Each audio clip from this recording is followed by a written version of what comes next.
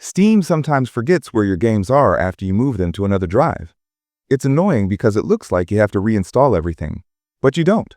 Here's the fix that works in 2025.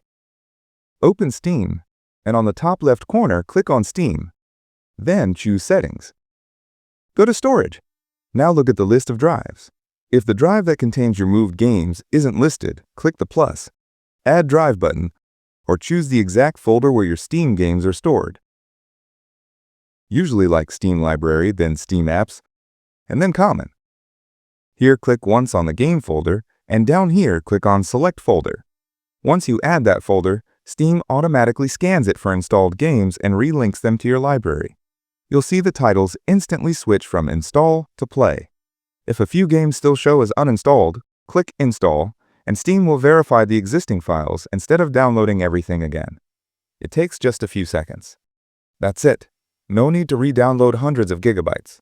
Just add the right folder as a new library, and Steam will find everything on its own. If this video helped, please hit that like button and subscribe with the bell on for more useful videos. Until next time, stay safe, happy gaming, and I'll see you all